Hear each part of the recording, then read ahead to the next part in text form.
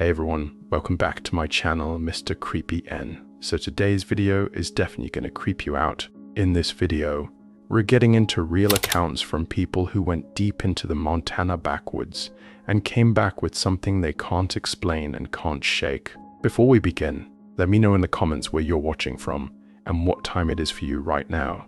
If you enjoy this kind of content, make sure to like the video and subscribe. Alright, let's get into tonight's stories. I'd been planning the Beartooth Loop for 3 years. Not the section that shows up in hiking guides. The real route. The one that pushes north past the second ridge, where every map I'd ever printed just quietly stops giving information. My wife sat across from me at the kitchen table the night before I left and asked me not to go alone. I told her I'd done harder terrain. She didn't argue. She just looked at me the way she does when she already knows how something ends. I left the truck at the Iron Lake trailhead on a Tuesday morning in late September. The sky was that hard, serious blue you only get in Montana just before the cold locks in for the season. The air smelled like pine resin and something older underneath it, something that reminded me of still water in a deep container. I signed nothing at the trailhead. There was no register. That detail bothered me later more than it did then. The first day went cleanly. I made 11 miles before the light dropped, found a flat camp near a dry creek bed, ate, wrote a few lines in my field notebook, and slept without trouble. My notes from that night are completely ordinary. Clear sky, temperature around 30, good ground, no concerns.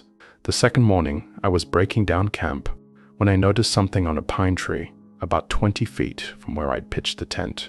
A piece of paper, folded once, pushed onto a rusted nail that had been driven into the bark at roughly chest height. Not a notebook page, heavier than that. The kind of thick drafting paper you'd find in an engineering office. I pulled it off carefully. It was a hand-drawn map of the exact drainage I was standing in. Whoever drew it knew this terrain with real precision. The ridge lines were accurate.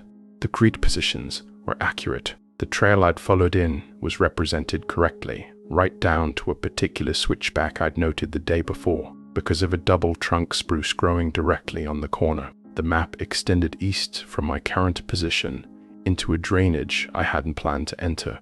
The lines were competent, no second guessing, no corrections scratched over. At the end of the eastern route, a small circle had been drawn, and inside it, 2 letters in neat block print, PB. I turned the paper over. Nothing. I looked at the nail. The rust on it was old and heavy. That nail had been in the tree for years, but the paper had no moisture damage, no curling at the edges. It had been placed recently, maybe within the last day. I stood there in the quiet and tried to construct a reasonable version of this. Another hiker, a hunter using the tree as a drop point for a partner, someone who'd hiked out and left notes behind as a courtesy. All of it was possible. None of it felt right. I should have left the map on the tree. I folded it and put it in my chest pocket. I stuck to my own route that morning, or I believed I did, but by early afternoon, I realized I'd been pulling the folded map out every 20 minutes and cross-referencing it without making a conscious decision to do so. The eastern drainage it showed matched the terrain in front of me too precisely to ignore. I told myself I'd just follow it a short distance to see what was there. The route took me into a narrow hollow I would never have found otherwise. The trees there were old-growth lodgepole, their bark almost black in the shade. The ground was soft in a way that didn't match the dry weather. My boots sank slightly with each step, like the soil underneath was too loose, too recently turned. Then I came out of the hollow and stopped. My campsite from the previous night was directly in front of me. The fire ring I'd built with flat stones from the creek. The rectangular impression in the dirt where my tent had been. My boot prints still visible in the mud at the water's edge. Everything exactly as I'd left it 8 hours earlier. I stood at the edge of it and did not move for a long time. I had not walked in a circle. I had checked my compass twice that morning and corrected once for declination. I had been heading northeast for 4 solid hours. This was not possible. I looked at the map again. The hollow it had guided me through was drawn miles from my original campsite. And yet here was that campsite unchanged, as though I'd simply stepped sideways through something and come out in the wrong place. I gave myself every rational exit I could think of. Terrain confusion from unfamiliar drainage patterns, compass error from mineral deposits in the rock, fatigue distorting my sense of direction and distance. I walked through each explanation carefully and let none of them settle. I turned around and walked back the way I'd come, or what I was now only hoping was the way I'd come. By 4 in the afternoon, I was standing on a high ridge I had never seen before.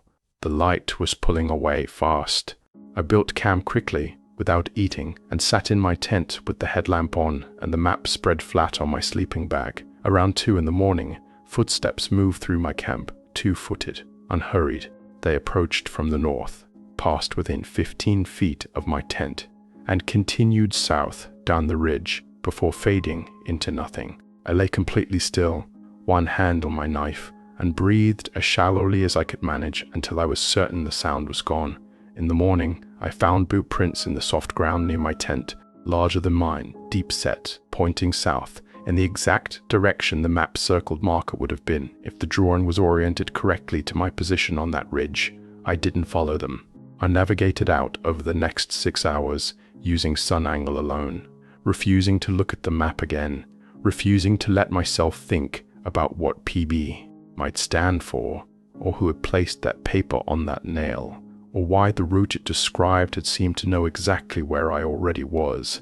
I reached the highway by late afternoon, walked 2 miles to a gas station, and sat on the curb for a while before I went inside. When I finally called my wife, I was already in the parking lot of a motel in Red Lodge. She asked me if I was all right. I told her yes, and then didn't say anything for long enough that she asked again. I still have the map. I've checked Forest Service Rebbe records, old mining claim registries, trail crew logs. Nothing with those initials matches that location. The nail in the tree was real. The paper was real. The campsite I hadn't walked back to was real. What I cannot resolve, what I have never been able to resolve, is whether that map was left there for me, or whether I was simply the one who found it when it was meant for someone else, and whether that distinction matters at all. Curtis Hale and I had been hunting partners for 14 years. We built houses side by side through our late 20s, helped each other move twice each, buried each other's fathers a year apart. I've known him longer than I've known my own wife. I'm telling you this because what happened in the Gallatin that October needs that foundation. You have to understand who he was before any of the rest of it makes sense. We left Billings on a Thursday evening and hit the trailhead before sunrise Friday. We were after elk, not the accessible herds near the park boundary where you share ridgelines with weekend hunters from out of state, but the ones that push deep into the drainage once the pressure builds through September. Curtis had scouted the area twice that fall, once in early September, once the week before we went up. He had a specific spot picked out near a switchback below the north face, where 2 game trails crossed above a natural spring. He'd found fresh sign both times and was confident going in. The first 2 days were cold and slow. The elk weren't moving the way he'd expected. Weather came in gray and damp, and seemed to flatten everything. Curtis was quiet, not his frustrated quiet, which I know well, but something more inward than usual, like he was paying attention to something other than the hunt. I noticed it and said nothing. I've learned over the years to give him space when a trip doesn't open the way he planned. On the 3rd morning, we split the terrain between us. He took the route east toward the switchback. I covered the lower bench. The plan was straightforward, each of us working our own section, back at camp no later than early afternoon. By 1 o'clock, he hadn't returned. I gave it an hour before I walked his route. I found him about a mile out, standing in a small opening in the timber. He wasn't alone. The man beside him was around 50, wearing canvas work clothes far too light for the temperature. No base layer visible, no insulation, no blaze orange, no pack, no rifle, no gear of any kind. He had a dark beard that hadn't been maintained in some time, and hands that looked like they'd done decades of physical work. He smiled when I approached and put out his hand and said his name was Ray, just Ray. He said he worked a piece of private land about 8 miles south and came up into the section sometimes when he wanted to be away from things. I shook his hand. It was cold in a way that had nothing to do with the temperature. Several things bothered me in the first 2 minutes, and I couldn't isolate any single one. He never asked what we were hunting or how long we'd been in. He never mentioned a truck or a trailhead. When I asked directly how he'd gotten up here, given there was no vehicle at the lot, he said he had his own road. He said it the way you'd answer a question about what you had for breakfast. Easy, unremarkable, closed. Curtis, though, was entirely at ease, more relaxed than I'd seen him all trip. He was mid-laugh when I walked up, and he kept the conversation moving like these two had history I didn't know about. I stood at the edge of it and felt like the outsider. Ray walked back to camp with us. I don't remember Curtis inviting him. I just noticed at some point that Ray was alongside us when we started moving, and that this seemed to have already been decided. At camp, Curtis handed him coffee before Ray asked for any. They sat by the fire for 2 hours while I busied myself with gear maintenance and tried not to stare. Ray left around dusk. He shook Curtis's hand with both of his own, held it a second longer than a normal handshake runs, then nodded at me without quite meeting my eyes. He walked north into the tree line without a flashlight. The timber there was thick and dark. Within 30 seconds, there was no sound of movement from that direction at all. That night, I told Curtis directly that something was wrong about the man. Not a feeling. I listed the specific things. No vehicle, no gear, clothes wrong for the weather, the way he'd answered the road question. Curtis listened to all of it with a patient expression that was also, somehow, not quite his own. Then he said, "Ray knows this land better than both of us put together. He's fine." He turned over and went to sleep. I lay awake for a long time, looking at the seam where the tent wall met the ground. In the morning, Curtis was gone, sleeping bag folded with military precision, gear stacked neatly along the side of the tent, his truck key sitting on top of my pack with a note underneath it. Took the early window. "No need to wait on me. I'll get a ride when I'm ready. Drive back safe." I read it 4 times. Then I went north. I called his name for nearly 2 hours, through timber that was too quiet for a morning with wind in it. What I found was his blaze orange vest, hanging from a low branch above a dry creek bed, folded with the cuffs turned up, arranged like something placed for display rather than removed in a hurry. I found nothing else. No boot prints in the direction he would have been hunting. No disturbance in the brush. I drove out and filed a report that evening. Search and rescue ran 2 full sweeps over the following week. They recovered his rifle leaning against a pine near the park boundary, unloaded, safety engaged, barrel clean, positioned like it had been set down by someone who intended to come back for it. Curtis walked up to his own front door 11 days later. His wife called me within an hour. He was physically intact. No injuries, no explanation that covered the time. He told her he'd been camping and needed the space. He said the 11 days had felt like a long afternoon, and he said it without distress, the way you describe a nap that ran a little long.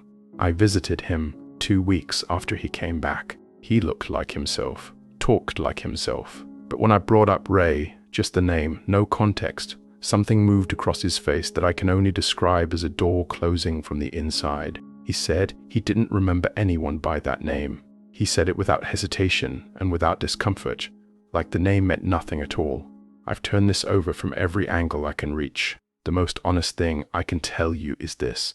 I had a moment in that clearing when I first walked up and found them together.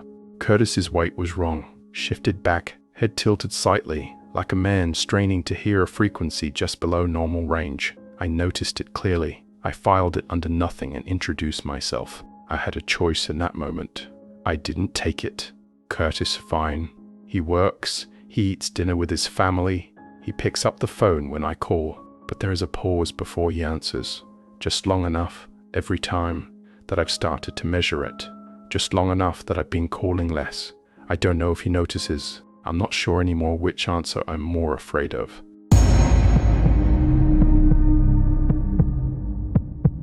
The Blackfoot stretch I'm talking about has been my place for 7 years running, not public water. My friend Dale owns the East Bank access and had standing permission from his neighbor on the west side. No signage anywhere pointing toward it. The Forest Service road that leads in looks, from any angle, like it stops going anywhere useful about a mile before it actually reaches the river. The only people who went there were the people who already knew about it.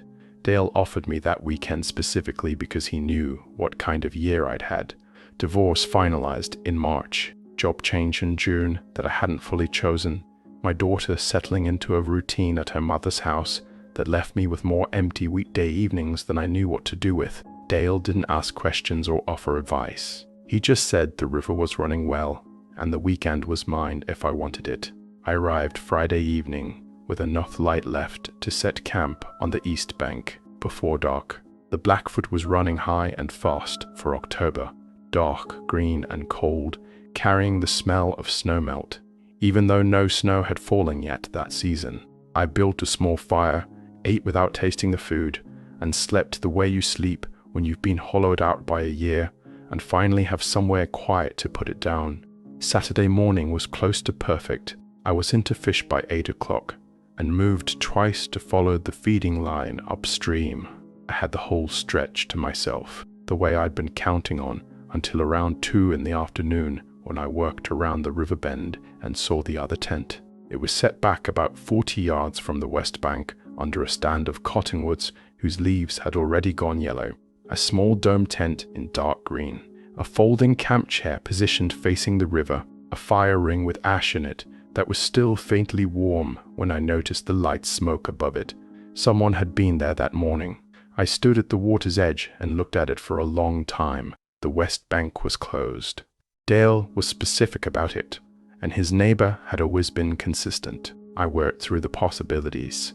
Permission passed along informally, a friend of a friend, a boundary misunderstanding, and none of them satisfied me. But I wasn't going to wade the current to go ask questions, and I wasn't in the mood to have my day interrupted.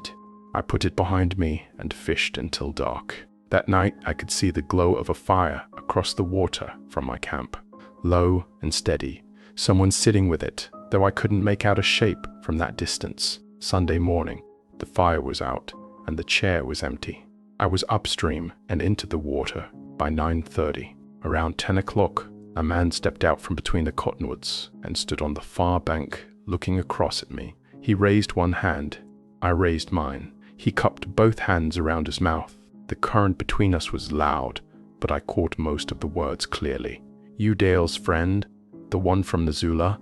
I called back that he must have me confused with someone. I'd driven up from Bozeman, not Missoula. He smiled, not correcting himself, not apologetic, just smiled and shook his head slightly, like I'd said something he found gently incorrect. Then he cupped his hands again. "How's your daughter doing?" The river kept moving. A branch went past in the current. Somewhere upstream, a bird called once and went quiet. I had not mentioned my daughter to Dale. Not her name, not her age, not that she existed.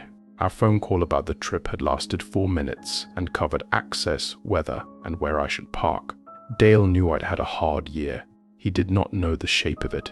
I had not spoken to his neighbor in over 2 years, and had never spoken to him about my family under any circumstances. The man on the west bank was still standing at the water's edge, looking at me with that same calm expression. I reeled in slowly, not rushing, not letting myself look like I was reacting. I waded back to the east bank, broke down my rod in measured movements, and walked back toward camp at a pace that I had to consciously keep from accelerating. He called something across the water once more before the bend took him out of range. I didn't turn around to hear what it was.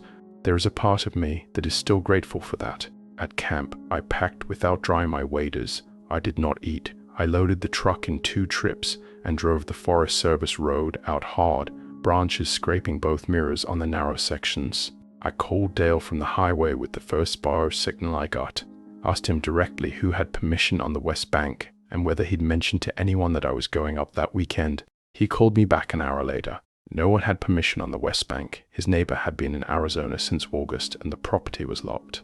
Dale had not told a single person I was going. He asked me why I was asking. I told him I'd seen a camper and wanted to make sure it was legitimate. That was the version I gave him. I have rebuilt this from every rational angle available to me. I have considered mishearing across moving water, considered that the name of the town was different from what I caught, considered that asking about someone's daughter is a common enough question that it could land on any stranger by coincidence. I have considered all of it seriously and sat with each explanation for as long as it would hold together. None of them hold together. What remains is the smile, not threatening, not strange on its surface, just the smile of a man who is entirely certain of something that you are not yet certain of, and who is content to wait. My daughter turned 9 2 weeks after that trip. I drove to her mother's house on a Tuesday, not a scheduled day, not an occasion, and sat on the kitchen floor for an entire afternoon building things out of blocks with her. Her mother stood in the doorway at one point and looked at me with a question on her face that she didn't ask. I kept going back more often after that, not every day, not in a way that caused problems, just more than before, more than the schedule required. I've been back to the Blackfoot twice since then, different stretch, farther north. The East Bank where I used to camp I haven't touched. The thing I sit with most isn't what he knew or how he knew it. It's the second thing he called out as I walked away. The words I didn't turn around to catch. I spent 2 years deciding whether I made the right choice and not turning back to hear them. Most days I believe I did. But there are nights, the cold ones, the quiet ones, when I'm not sure, when I think about how certain he looked and how patient, and I wonder if what he was calling after me was something I actually needed to know.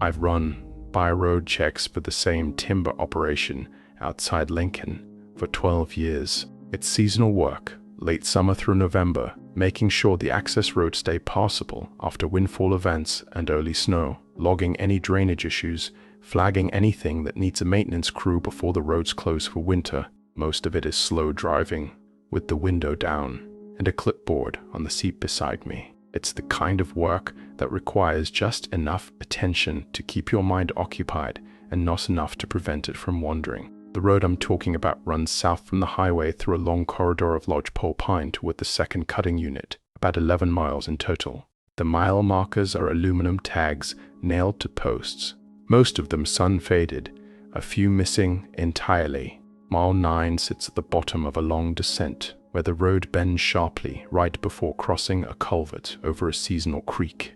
I knew that bend by instinct. I knew the way the headlights caught the reflector tape on the culvert post at a certain angle and threw it back orange. I had driven it in the dark more times than I could reasonably count over 12 years.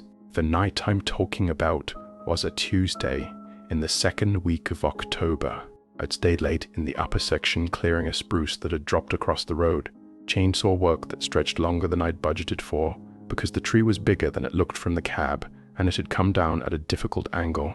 By the time I got the road clear, packed the saw, and turned the truck south toward the highway, it was close to 10 o'clock. No moon. The temperature had dropped sharply. Once the sun was gone, my breath was fogging inside the cab until the heat caught up. I came down the long descent toward mile 9 with my high beams on, moving slow over the ruts left by the last supply run. She was standing at the culvert, a woman facing toward me, centered in my lane. I hit the brakes and stood a few feet on the gravel before stopping. The headlights caught her fully. She didn't raise her hands against the light, didn't flinch or step back, just stood there with her arms at her sides. I sat in the truck and looked at her for a moment, trying to make the situation resolve into something simple. She was young, maybe mid-20s, jeans, a dark zip jacket, no hat, no pack, no gear of any kind visible, no vehicle anywhere in the headlights' reach, no tire tracks pulling off the road behind her.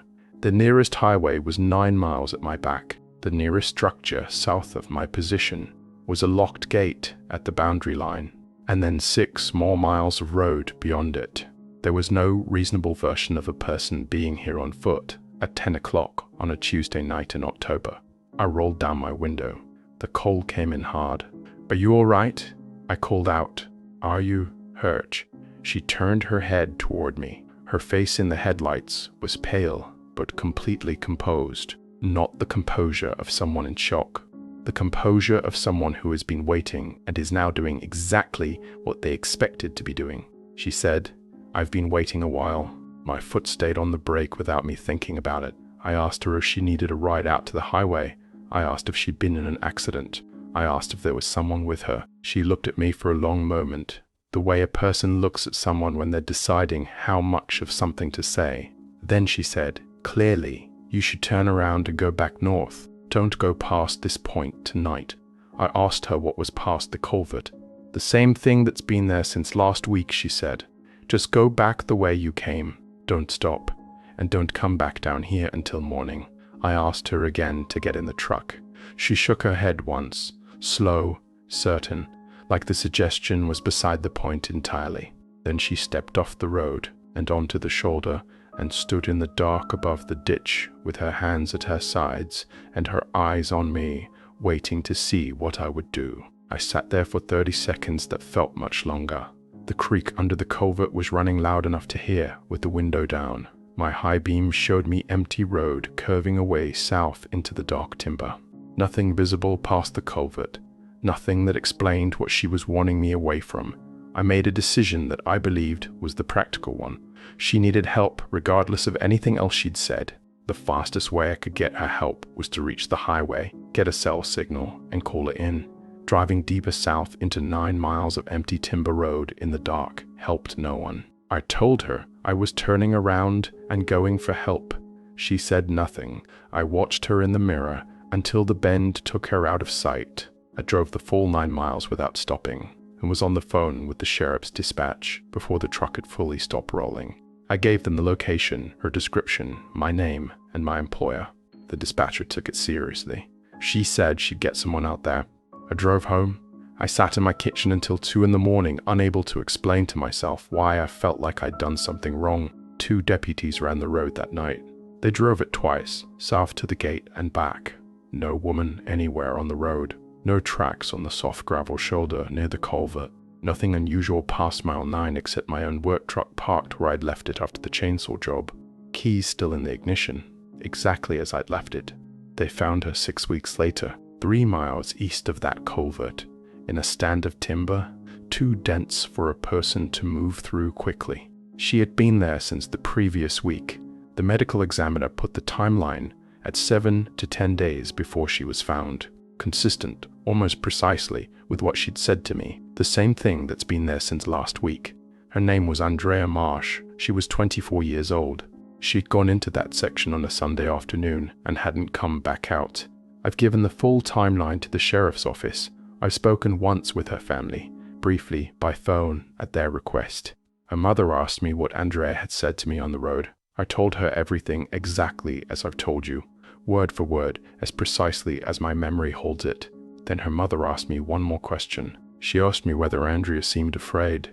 I've thought about that question every single day since.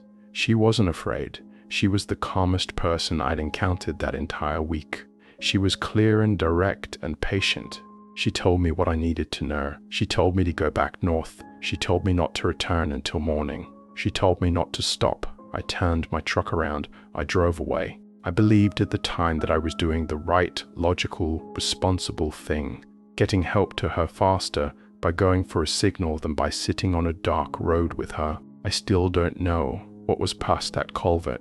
I don't know what she saw, or heard, or found in the days before I came down that road. I don't know what she was keeping me away from, or whether it was me she was trying to protect, or herself, or whether it mattered to her at that point which one of us got out. I still run that road every season. Same stretch, same months. I always come to a full stop at mile 9 and sit for a minute before I continue, but I have not driven past that culvert after dark one single time since. Not once in 2 years. My supervisor has noticed and asked about it. I told him the culvert drainage makes it risky at night without daylight to read the grade. He accepted that. The truth is simpler and harder than that. I think she knew something was going to happen on that road that night. I think she used whatever she had left to make sure it didn't happen to me, and I drove away. I drove away, and I told myself it was the practical choice, and I have not found a way to fully believe that yet. That's all 4 stories for tonight. If this video found you in the right kind of dark, you already know what it means. Drop your location and the time in the comments. I read every single one. Like, subscribe, and I'll see you in the next one.